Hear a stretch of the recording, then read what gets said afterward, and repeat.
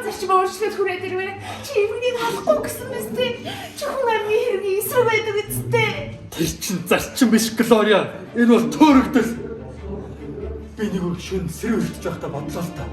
Энэ хорвоо ертөнцийн чинь хагас цаг тутам нэг аллаа болдгоо байна. Нэг нэгнийгээ багалцоодож, нэгнийгээ буудаж, эсвэл зүгээр аяг шил харамлаад нэгнийгээ хөнөөдөг юм байна. Энэ хорвоо ертөнц чинь тэр чигтээ аллаа. Би хизэнээс мөнгийг үзэн яддаг байсан л та. Гэхдээ мөнгийг үзэн ядахын тулд эхлээд өөрөө мөнгөтэй болох хэрэгтэй байна. Үлээ. Явж мөнгөтэй болъё.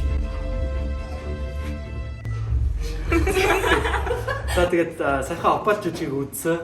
Тэгээд үнэхээр гоё жүжиг байлаа. Та бүхэн үзээрэй. Тэгээд сая бас яг Брэдийн дүрийг бүтээсэн ч бас гоё байлаа.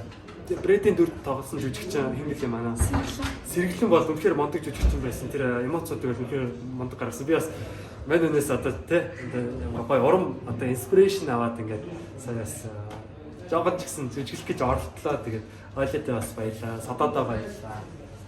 Тэгээд опал жүжиг маань Монгол хүүхдийн ордонд ирж байгаа шүү. Монголын хүүхдийн ордонд ирсэн байгаа хотын төвд. Тэгээд та бүхэн маань буухаас өмнө заавал үзээрэй. Ер нь бол энэ бол яг зөвхөн нийгмийг шүмжилсэн үнэхээр одоо тий бидний одоо дотоод сэтгэл ямар ялцарчихсан байгааг ер нь харуулсан. Өөрсдөнд нь толь тусгасан юм шиг ийм одоо гоё жүжиг байсан. Тэгээд манайхаа заавал ч үзээрэй опал.